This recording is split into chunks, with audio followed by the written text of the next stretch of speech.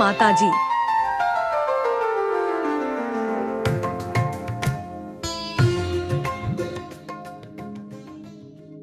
Welcome back, dear friends.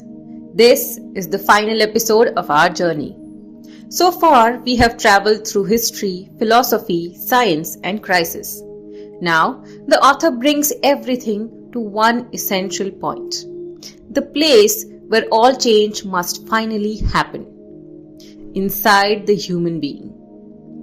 While humanity transformed the outer world, it failed to notice how deeply it was transforming itself. Technology reshaped society and silently reshaped the human nervous system.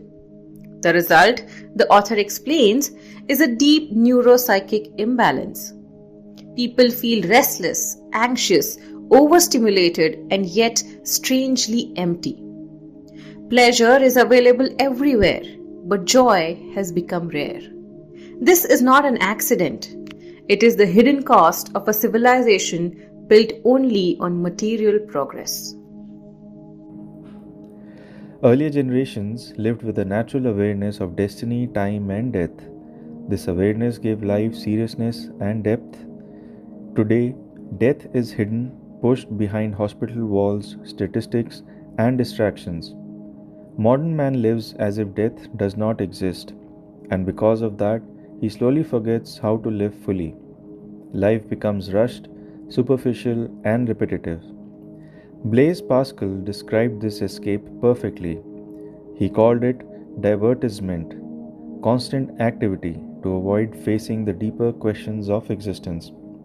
Jean-Paul Sartre used another phrase, bad faith: more movement, more noise, more entertainment, less peace. The author explains that desire can never satisfy desire. A system built on endless wanting creates exhaustion, not happiness. This is why modern society experiences boredom even amid abundance. The French call it ennui, a quiet inner emptiness that no comfort can fill. Political revolutions tried to solve this problem by changing systems, but they failed because the same fear, ego, and greed simply entered new structures. The author states a crucial truth: man, not institutions, is the basic unit of society.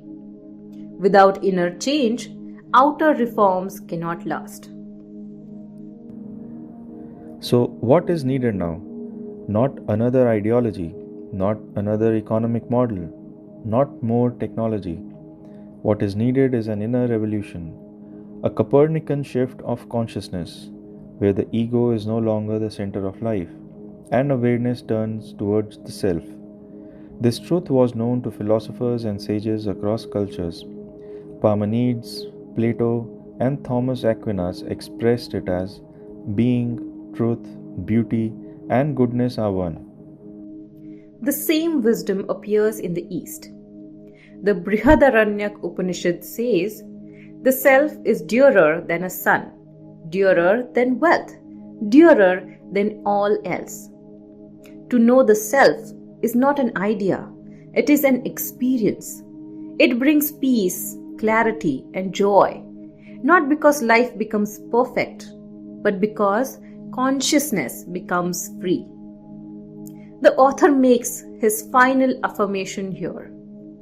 He says that the knowledge of spontaneous inner awakening, Sahaja, has now been made available to humanity. Not as belief, not as effort, not as discipline, but as direct experience, a natural awakening of consciousness, here and now. This, he suggests, is the missing step in human evolution. Thank you all for walking this journey with us, from the outer world to the inner one, from the history to consciousness, from crisis to possibility. We arrive at a simple truth: the world will change only when human consciousness changes, and that change begins within. This concludes our series. May the journey now continue inside you. For more information on Sahaja Yoga, follow the links given in the description box. Jai Shri Mataji.